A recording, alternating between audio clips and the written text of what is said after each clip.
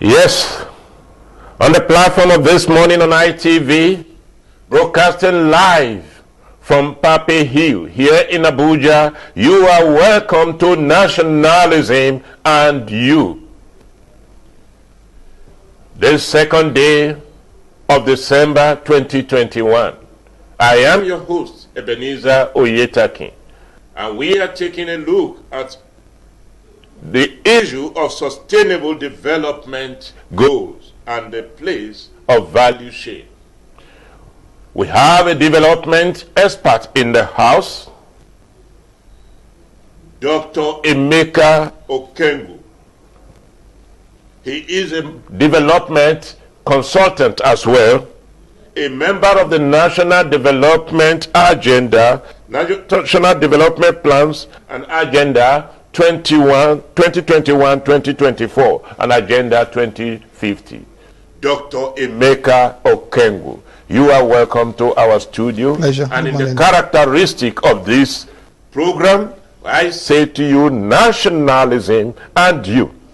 It is my duty and responsibility to develop my country. It is my duty, his duty, our duty to build our country. Yes, Dr. Emeka, we started at the turn of this century, this new century, with Millennium Development Goal. Did we achieve that? Well, you need to list the goals before you start now, interrogating achievements. Well, so tell us the goal, because I know you are into it. Let us just take one. I think one of at the core of the Millennium Development Goals is sustainable development. Okay, because it was from the Millennium Development Goals that you now got the Sustainable Development Goals. I thought the Sustainable Development Goal, yes, which was declared from 2015 to 2030, yes, is a build-up. That's what I'm saying. That's what I'm saying. To have presumed that probably we have been able to achieve the output. Yes, is sustainable development. Okay. Okay, so it is sustainability that is at the core of both the Millennium Development Goals and the Sustainable Development Goals. Okay. It is that word, sustainability. Okay. It is again that word, leave no one behind. It's again that word where there is inclusivity. Okay. It's against that word where you have coherence, where you have efficiency, where you have effectiveness in those critical areas, minimums that a human being must have. Vis-a-vis housing, vis-a-vis nutrition, vis-a-vis health, vis-a-vis transportation, to be able to be classed as a human being, as a Homo sapien. Were we able to achieve it? No, we weren't. In a very simple answer. Why? What are the inhibitions? It takes more than talk. It takes more than talk. It takes culture. It takes character. It takes discipline. It takes focus. It takes commitment. And above all, it takes a PPA. And what is a PPA? A PPA is a planned program of action that you just don't put as word. You also work as talk. One of the things that some people have identified as great inhibitions to the sustainability or attainment of the Sustainable Development Goals, particularly the one that is timelined from 2015 to 2030, is the lack of creative values and added values. Well, before you start talking about value adding, you need to even talk about what is the Sustainable Development Goal. Okay, yes, we have taken sustainability and inclusivity at its core. But the first goal, okay, is reduction of poverty.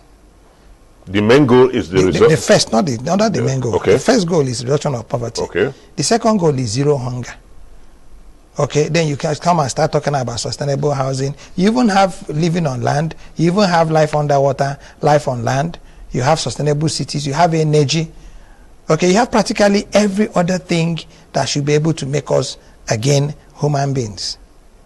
So, in trying to understand why or what you need before you start taking it to that value. Okay, because when you want to value poverty. You're going to be valuing poverty along the lines of a lot of indices or indicators. Okay. One will be education. Okay, access to education. 2 will be access to health. 3 will be access to even nutrition. 4 will be access to housing. And all that. And most importantly, 5 will be access to health.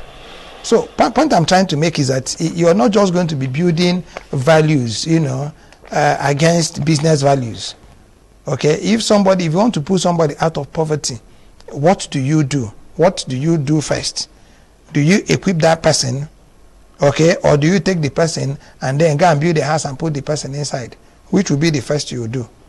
And then, can you be able to now do that equipment, and then you finish equipping the person and there's no support for the person to be able to now, use that skill that he has learned. So it's a circle. Okay, it's a circle, if you may. And if the moment you miss one, getting the other ones right, and this is against where you can now start, looking at relevance, looking at coherence, looking at efficiency, and all that, looking at effectiveness. So when you're talking about value chains, a lot of people would see value chain as taking mango, okay, from raw mango to maybe fruit juice. Yes.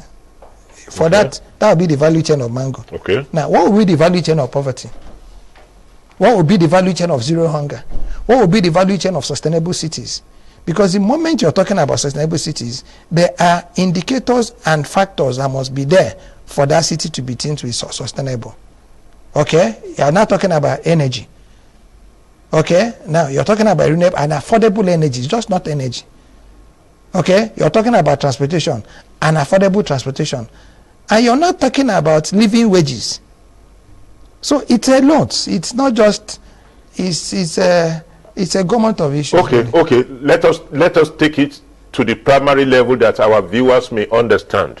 When you talk about the change value, and I love the way you crafted it, saying that what do we quantify as the change value for poverty. Now, take a look at our economy as, what do you call it? For a very long time, the crude oil has been the sustaining power of our economy. But for more than 25 to 26 years, even before we entered this, our democratic dispensation, the entire refineries are down. In a country that is targeting a sustainable development goal in which eradication of poverty and things of that nature are involved, and understanding that the value chain, we take the critical sector of petroleum industry, for example, you can't refine your own refinery, you can't build new one, you can't refine your own oil and things of that nature. And that. So, as a member of the National Development Plan, how will you juxtapose this with our quest for sustainable national development? We're just taking this as an anchor. No, again, you see, you must be able to place it right. Oil has played the role of generating income for us, as it were. But oil hasn't provided jobs. In fact, oil, or the oil sector, accounts for about 80-something% of our income and less than 3% of our employment. Is it not because we did not add value? I'm correct. Okay. And then you look at agriculture. Agriculture has actually been the sustaining sector, because it employs over 80-something% of our population. However, we have not been able to take agriculture to that point where agriculture can become a business. A lot of agriculture we still do in Nigeria is still very pedestrian and subsistence. That's actually the challenge. Okay? Whereas, what we should have simply done was use the proceeds that was coming from this sector that could only take 3% and then throw a lot of it into that sector that were not taking 80-something%. That would have been the reasonable thing to do. True? Okay? Now, because if you look at every other region or every other state that has oil, they are all exiting, the dependence of oil, and using the process of oil to move into things that are now more sustainable, like food production, like steel production, like all the other infrastructure production and all that now ties to this reduction of poverty, that now ties to equipping people with the right skills, okay, that now ties to development of renewable energies or green energies, that now ties to projects that can be able to make their cities more green and more climate friendly. So I think where we missed it as a country was that we saw oil as not only the source, okay, we didn't see oil as, instead of seeing oil as an enabler, okay, we saw oil as the end. So we started using oil to now start matching our growth. Every infrastructure development you had were now tied to this concept of what do we have in the FAC account? How much have we gotten? How much are we sharing? And then it started circulating, within what you call public infrastructure. And what is public sector infrastructure? You're talking about offices.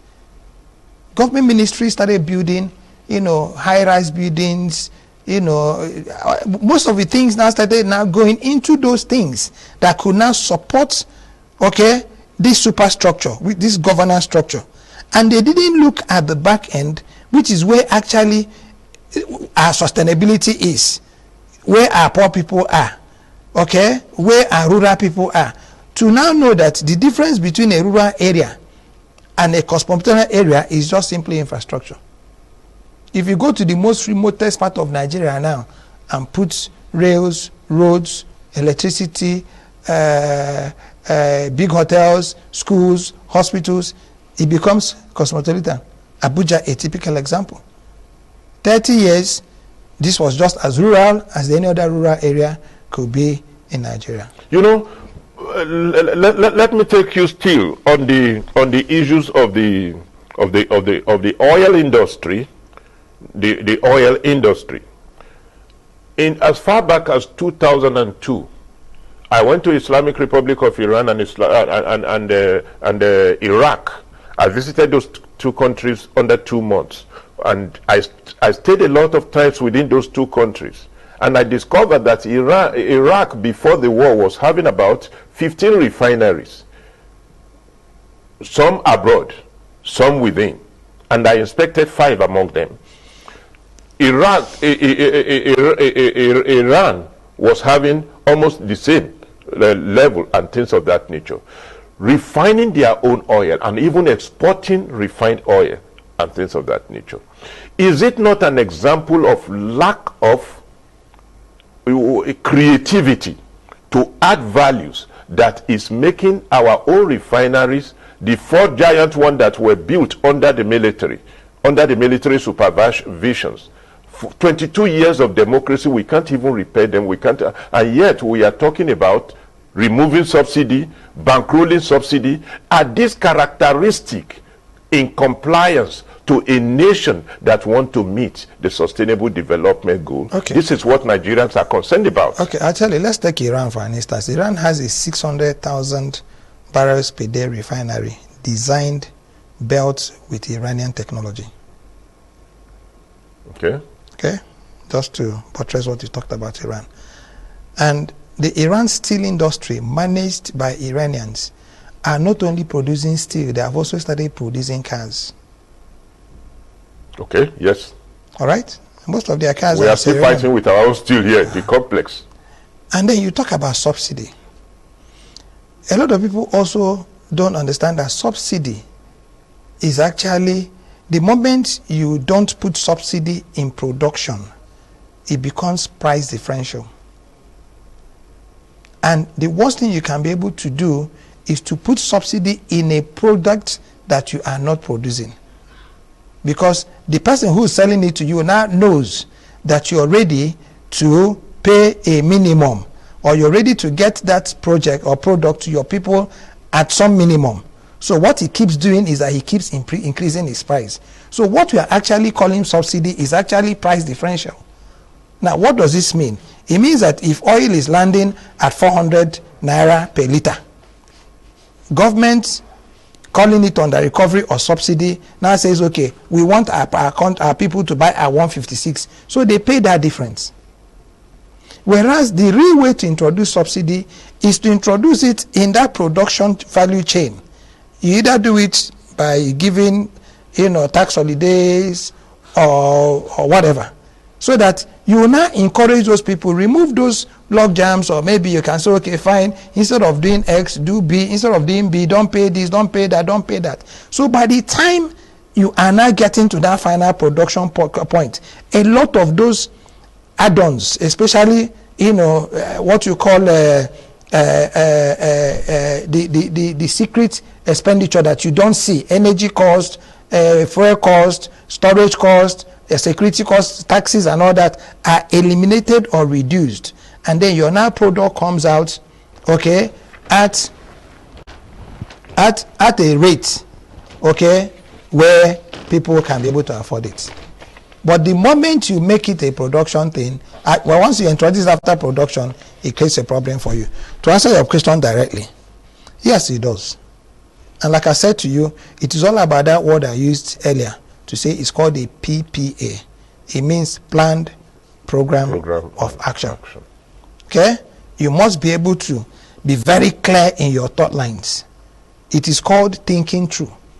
You must be able to do the A to the Z, so that nothing is left out in your understanding. And this planning begins, again, with knowing who you're planning for. And this is where your population statistics becomes very, very important. Because Dr. Emeka, quickly, are we supposed to be paying anything called subsidy, supposing we are not importing as little as one single Coca-Cola bottle of refined petrol? That's what I tried to explain to you. Yes, that's what I want to get. Now, I want Nigeria to get this. If the subsidy can be eliminated because we are not importing, why can't we fix our refineries? Even if you fix your refineries, you must be able to understand what we are talking about. Are we talking about price differential, or are we talking about subsidy? Because what we are doing now is not subsidy.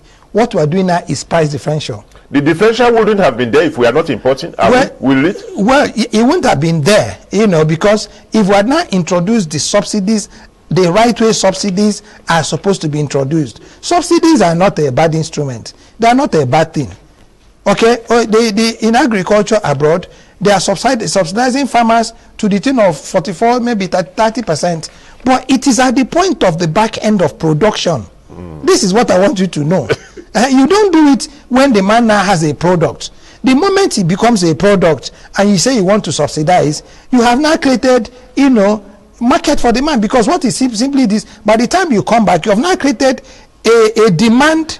Thank you, Mr. Emeka. We will come back as a member of the National Development Plan. Would you say we are having, because this administration have encouraged agriculture, and we have moved from massive importation of rice particularly to a massive production of rice and the rest of it, would you say that in that angle we have been able to generate enough added value? Obviously. I mean, you've just used the word production, and that is the key. Okay? And you've used the word massive. Again, the key. Okay? The moment you produce massively, right, there are two things you do. You price the market naturally, you price the prices naturally, as long as you're producing massively. And this is where I say to you, you must be careful in not creating a demand curve that can just keep burgeoning because of your willingness and readiness to be able to pay whatever it costs for your people to be able to get that product. Now, Dr. Emeka, taking it back now to the era when we just got our independence, and about 10-20 years into our independence, we have so many manufacturing companies in Nigeria, and that is why you have Manufacturer Association of Nigeria and things of that nature. We were manufacturing driven economy and things of that nature, apart from agriculture. Where are those manufacturing industry? And in portions of National Sustainable Development Goal, what are we doing right, and what are we not doing right in order to get those factories to roar back to life? We had those factories because you had volume at the back end. Those factories were actually midstream. Okay, we had those facilities because the back end, which is where agriculture and support or input supply comes from, had enough. From your zone where you come from, okay, we were producing cocoa in millions of tons. But because there was a lot of money coming in from oil, we started cutting down those cocoa trees to start building houses. Oh my God. True, that's what happened. In my own area, there used to be a lot of palm. We had the palm belt that ran from Onsuka and circled all the way to Calabar. Same belt running. And because that belt was running that long, you now had a lot of, oil mills and then allied industries are following it. Again, we are also now clearing those palm trees and we're also building houses because we are depending on this mono or what you call the Dutch disease. So it is all about volume. That's the point I'm trying to make is that it is volume that creates the value. I knew we were going to get that. If you don't have volume, you can't create that value chain. Because in creating your value chain, it is in that production of volume that you can now start adding the cost of energy. You can now start adding the cost of storage. You can now start the cost of warehousing. You can even start adding your cost of borrowing money. Okay? You can now add the cost of even establishing your outlets.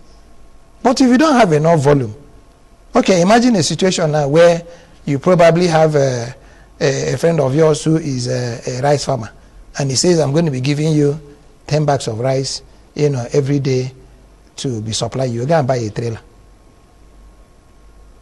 And then after buying the trailer, you go and take a warehouse. And after taking the warehouse, you go and hire a manager, and then hire 20 workers. Okay? And then after that, you go to NTA or ITV and they start now running adverts that are a major rice dealer. And the advert is costing you 1 million naira every month. Does that answer the question? No. It is expected that the volume, the value chain, the volume is necessary to have value chains, according to you. Yes. As a member of National Development Plan, Agenda 2021 to 2024, and even Agenda 2050, and knowing that we are time framed or timelined from 2015 to 2030 as a year for sustainable development goals, attaining the sustainable development goals, and we are now moving into 2022 in the next few days and the rest of it. What would you encourage the system to do? What will you people be doing better in order that we can synchronize and have both the volumes and the added chains of value? I would rather talk as a development person. Okay. And in talking as a development person and as a private citizen, I'll be more comfortable to do that. So the opinion is mine. Okay. I do not have the authority, of there are so many technical working groups. I just belong to one of them. But what I can say to you is that the day we will start funding the outputs or legalizing the outputs of our national plans, when you gather professionals, experts together, whatever documents they produce from the Vision 2010 to the Vision 2020 to the 30-year infrastructure master plan up to this one that has just been approved. I think the first set, the one between 2021 and 2026, has been approved by FEC and has a price tag of, I think, 2.4 trillion or something. Until we take it to the National Assembly and then make it the basis of our budgeting and national development, we might not get it right. Dr. Emeka, I sensed that whenever Nigeria declare, what do you call it, our yearly budget in terms of trillions, for example, this year 16 point something trillion, many Nigerians even felt as if we are over budgeting and things of that nature. But when you take this to dollar, you find out that we are very far low. And for example, let me put it in this perspective. We have a Brazil having almost a concurrent population with Nigeria, over 200 million. I think Brazil is about 212 million. We don't know. Nigeria is over 200 million. They are having a gross national, what do you call it, national GDP. That is gross national, what do you call it? Product. Gross domestic product. Yes, gross domestic product. They are having GDP of about $1.4 trillion. Nigeria is proud of a GDP of 450 to 500 billion dollars. Is this not misnomer, considering that we have well, you see, population? GDP means gross domestic product, so it's an aggregation of the value of your production, as it were. Yes. Okay, so Brazil. Is there no necessity to expand the basis of our productive capacity in order to attain that? Is it not attainable? Okay. You see, Brazil took a policy about 40 years ago and invested against every Brazilian one cattle. One cattle? Yes. Okay. Today, Brazil has over 300 million or more counting and has become the biggest producer of milk and cheese by just that one policy. Okay? Now, because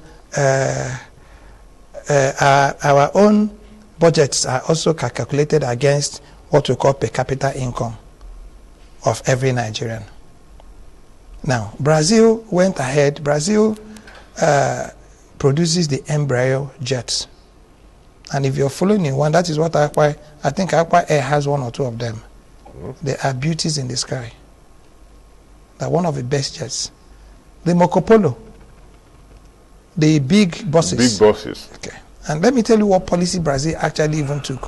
When they found out that Nigeria had such a big market, they started giving those buses to those transporters, okay, on hire purchase. Aren't we supposed to pursue our own goal in that manner, in that characteristic? Yes, part of that's, remember that I said that it is all about thinking it through. Okay? If you don't think, whatever it is you do, the moment you don't have a think-through attitude to it, you might be able to run clusters. And I said again, that in thinking through, you must know who you're thinking for. You just don't wake up in the morning and your wife says to you, today we'll have 20 children. Pay school fees. No? Okay? I am certain that you have a plan for each of your children. So if you don't know how many they are, how do you know how much school fees you're paying? Thank you very much. We have been talking with Dr. Emeka Okengu, a development expert, a development consultant, and member of the National Development Agenda 2021 to 2024 and 2050. We want to say you are welcome to our stations, and we thank you for being our guest today, and we hope when we have time to call upon you again, you will make yourself available to us. Surely so. Thank you very much. Yes, that is how we draw the curtain on sustainable national development goal 2015 to 2030 this morning, the place of added values, and all of you on this table of either appointed or elected, please work towards attaining the set goals of the sustainable national development goals, so that we can remake Nigeria that suit our collective aspirations and goals. Don't change the channel, as we will be proceeding from here into the second discourse segment of Nationalism and You.